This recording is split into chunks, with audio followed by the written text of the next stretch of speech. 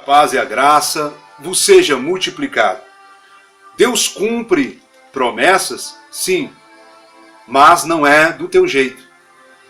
Livro de Romanos 8 e o versículo de número 28 está escrito assim: e sabemos que todas as coisas contribuem juntamente para o bem daqueles que amam a Deus, daqueles que são chamados por seu decreto.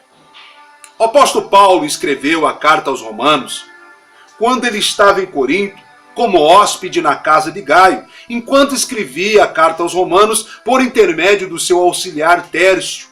O apóstolo Paulo pretendia ir para Jerusalém para o dia de Pentecostes, isto próximo da primavera de 57 ou 58 depois de Cristo, e levar pessoalmente uma oferta de socorro das igrejas gentias aos pobres de Jerusalém.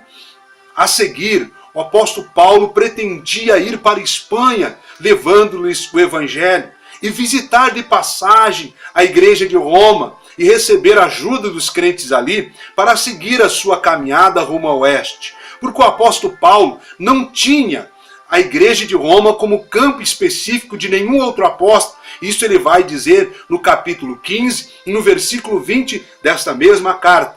No capítulo 1 e o versículo 23, o apóstolo Paulo afirma que muitas vezes pretendeu ir até ali pregar o evangelho, mas que até então havia sido impedido. E no versículo 23 do capítulo 15, ele vai reafirmar o seu desejo de ir até eles, ministrar o evangelho que já fazia 25 anos que ele pregava. O apóstolo Paulo pretendia, o seu propósito era, primeiro, preparar com esta carta o caminho que ele desejava pregar o evangelho em Roma e receber a ajuda dos crentes para prosseguir a sua campanha para a Espanha, do qual ele tinha o desejo de levar o evangelho.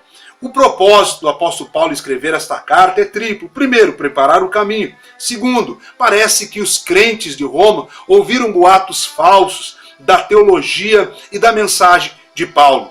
Paulo também queria corrigir certos problemas, certas atitudes erradas dos judeus para com os gentios e dos gentios para com os judeus. Mas o que eu quero me deter nesta carta é que o apóstolo Paulo, que ele tinha pretensão e escreve as suas pretensões, ele vai dizer que até então ele havia sido impedido, mas ele reafirma o seu desejo de realizar algo, e ele vai com instância e veemência orar a Deus. Ele vai dizer nessa carta: muitas vezes eu tenho orado a Deus, e que isso era o propósito e o desejo de Paulo, e Deus queria sim realizar este projeto através da vida de Paulo, porque este sonho foi inserido no coração de Paulo por Deus, porque nós não somos autômatos da fé.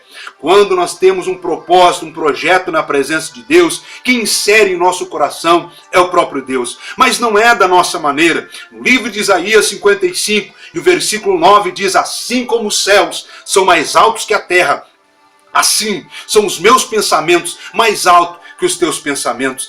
Deus irá cumprir o propósito que Ele tem na tua vida, mas não é da tua maneira.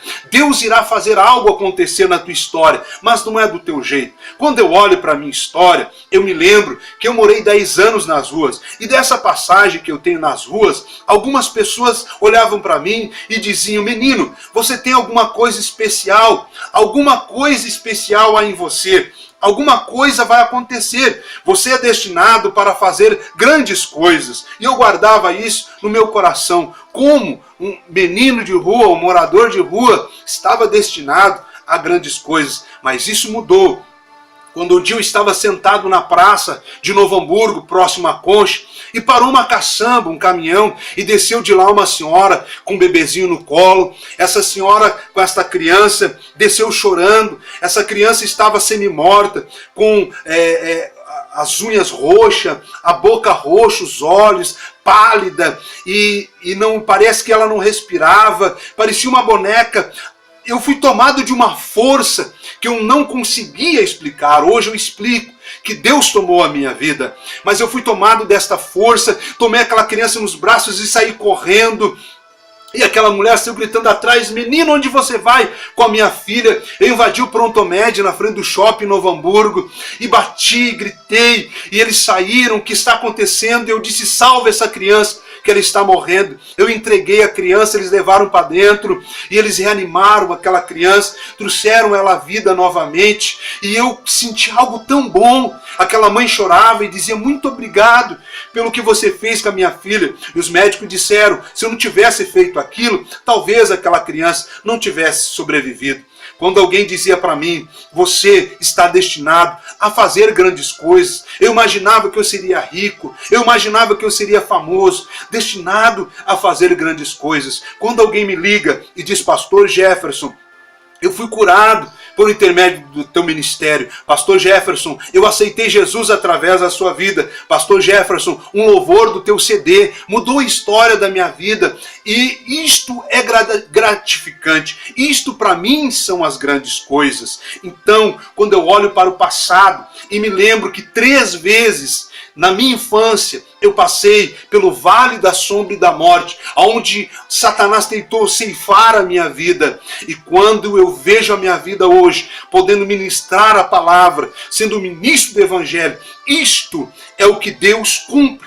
Tudo contribui para o bem daqueles que amam a Deus. E as coisas, elas acontecem, não são do nosso jeito, não são do nosso modo, mas se há um sonho inserido no teu coração, se há um projeto que você quer realizar, Deus irá realizar, mas é no tempo dele, do jeito dele, mas algo vai acontecer na tua vida. Creia, confie, avance, prossiga, acredite no teu propósito, acredite na tua chamada. Se esse propósito está inserido o altruísmo, o desejo de ajudar outras pessoas, saiba, isto é de Deus. Saiba que Deus está nesse negócio. Ele vai abrir portas onde não existem portas e coisas extraordinárias vão acontecer na tua vida. Deus abençoe. Até a próxima. Até o próximo vídeo. Em nome de Jesus.